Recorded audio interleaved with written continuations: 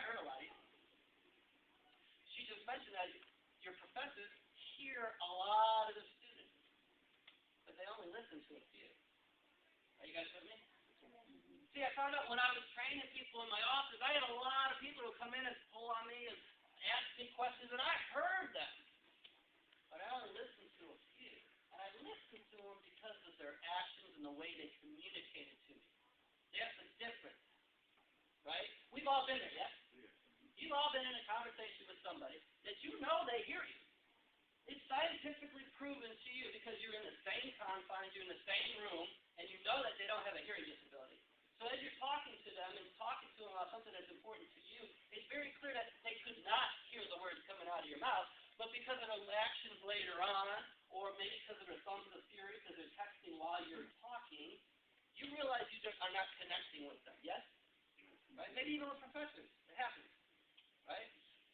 See, to be listened to all goes back to how you communicate, okay? And we're going to talk about those things too, because here's the thing. How many of you are here working on your degrees, right? And you've been blessed with a huge opportunity, and I hope you understand that. I hope you understand what a huge opportunity it is for you to be here.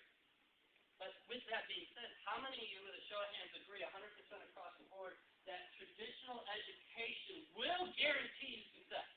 Raise your hand. What I mean by that is acquiring a bachelor's or multiple degrees, a master's, a doctorate. That if you've got a bunch of degrees in your back pocket, man, you're guaranteed success. You'll be lining up at your door saying, hey, I got a position. Raise your hand if you believe that. Because unfortunately, the truth is it's incorrect. Today, more than ever, it's about learning the non-traditional aspects, the non-traditional education. Getting your education, but learning the things, as mentioned, that are not taught to us. Okay? It's very important. It's very competitive out there. And the things that I touch on when I work with students, folks like yourselves, right? Parents, is that if companies pay me a nice chunk of change to come in and work with their employees who are 30, 40, 50 years old and don't understand these fundamentals, just think what a benefit it is to you at an early age that you start learning these qualities that employers are looking for, but that we are not being taught. Are you with me? Mm-hmm. So we're going to cover those today, okay? So as we move on, as I find my marker here, raise your hand if you ever climb a mountaintop before. Where'd you go? In California. Nice, right? Bear Mountain. Mexico. Mexico? Germany. Sure. Nice. I've flown over the Alps many times. I'm like, I want to go down that little town. That's a cool place to go to. I live. Did you really? Anyone else? Anyone else? Well, here's the thing. I would also encourage you to get out there and do it. Not necessarily go to the top, but explore it. Country, start right here. Beautiful country needs travel. How many of you guys travel regularly? How many of you have been to like at least 5 good places outside of Illinois? Good. Right? Good. You know, my wife and I, we were in the Navy, we were sitting in Key West, and we were just going through, like, we wanted to take our son traveling because we've been through so many places and different places and cultures and seen things, and it's all lessons to me and experiences, and life is all about experiences, right? So, now, here's the thing. How many of you are trained as professional mountaintop people? Like you guys, you know, right? So we're all at a level playing field, yes? Okay? Because I'm not.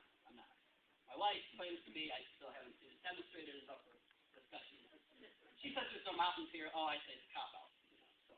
At any rate, though, would you agree with me, though, that we all could climb a mountain? If we took a bus out to the west, went out to the Rockies, how many agree that we could all start climbing that mountain? Slowly. Just the way we are. Right? Right? I mean,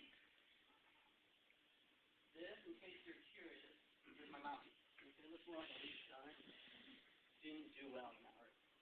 So, here's the thing. We can all climb the mountain, right? Just the way we are. To a certain point. Are you with me? What are some obstacles, what are some things that you think would keep us from moving up? You all realize that we would all be able, each of us have a certain place where we would go, I can't get any further. Okay? So let's talk about things that would hold us back first. What would be a couple obstacles for us? need tools, okay? Now, if I have tools, but I have never seen this tool before in my life until that moment in time, I might need something else too, right? Training, right? Well, fear.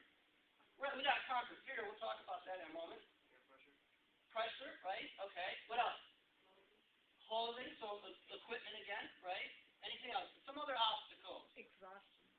So we have to be physically fit, right? Because that's really more mental and physically fit. What else? Weather. What's a big one? We're a group. We're all going to charge that mountain. You understand that maybe 6 of you were probably... The energy among the group. Okay. Organization. Self-determination. That's the other side of it, because here's the reality. We get off of that bus, I promise you, half of you, man, I didn't run fast, but why do I want to climb up that mountain? That's stupid. You gonna go climb up that mountain? I'm gonna update my Facebook. Man, I don't have a signal. My foot hurts. I'm tired. Are you guys with me? Yeah. The biggest obstacle in ascending the mountain is us.